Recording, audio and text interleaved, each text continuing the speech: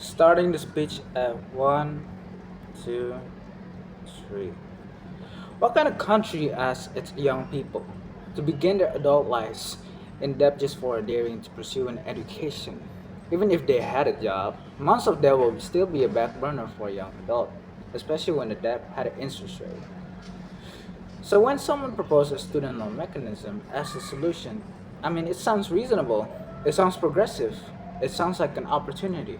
But we need to ask, opportunity for whom? At what cost?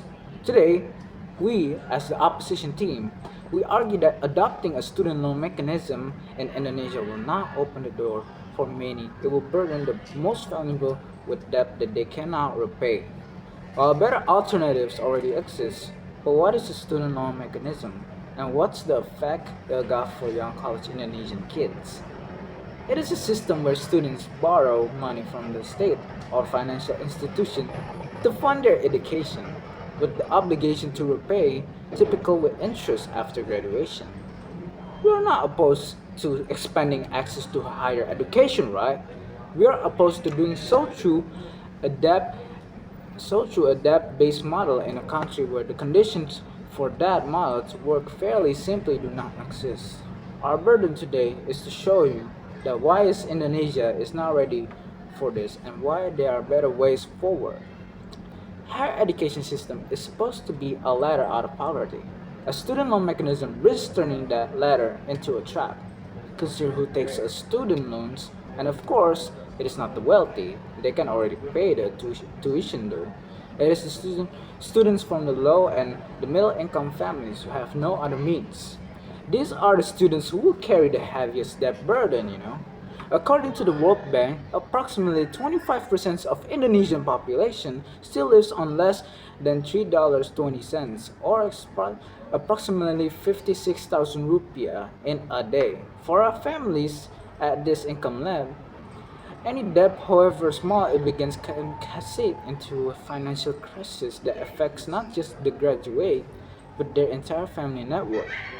Student loans do not democratize education. Without careful design, they financialize it turning access to knowledge into a decades long financial obligation that follows you into adulthood. That sounds like a corruption for us, isn't it?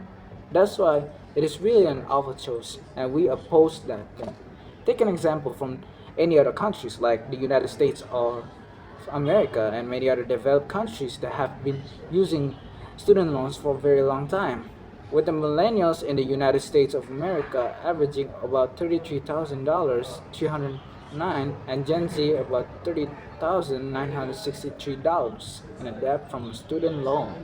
That's like half of their annually a year. What about other debts as well?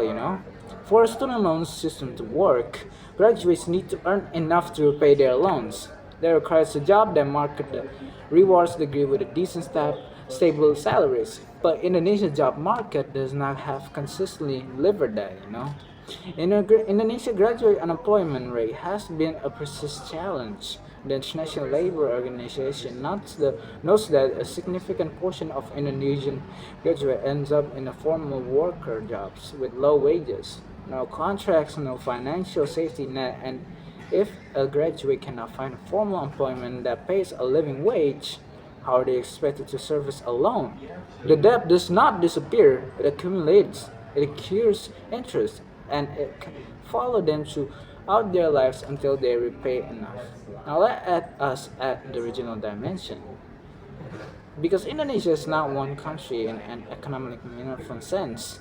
A student from Jakarta or from Surabaya or from Bandung, these students have access to urban labor more in the markets. With genuine graduate employment opportunities, their probability of finding formal salary work and service alone is meaningful higher to us still far from graduate.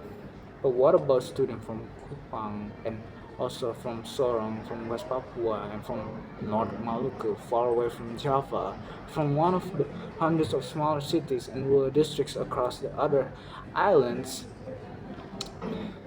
where salaries are lower and income lower and where the realistic Career options for degree holder may involve returning home to a community economy that simply does not reward academic credentials at this level required for a loan payment. Under a student loan system, these students face a brutal unjust choice: migrate to Java and leave the communities, their families, and abandon their roots in search for a salary large enough to pay their service for a debt, or stay home, serve their region, and spend years in debt spiral they cannot accept. A student loan mechanism built on the assumption of stable graduate employment. The proportion will have believed that the choice between student loans and nothing, that is a false dichotomy. Indonesia already has the KIP Kuliah program, Kartu Indonesia Pintar for Higher Education. This is a grant-based scholarship that covers tuition and provides a living allowance for students.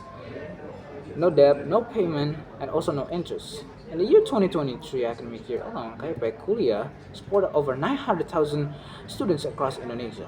This is nearly a million young people accessing higher education without taking on a single debt of rupiah. Rather than introducing a loan mechanism that burdens students, the state should be expanding and strengthening grant-based programs like KIP Kuliah. The infrastructure exists, the budget exists, the political will just need to follow. The proposition will likely argue that student loans increase access for higher education by letting students pay later rather than upfront on the surface. But access without affordability of repayment is not an access. Rather, it is the first exclusion. You're not opening the door.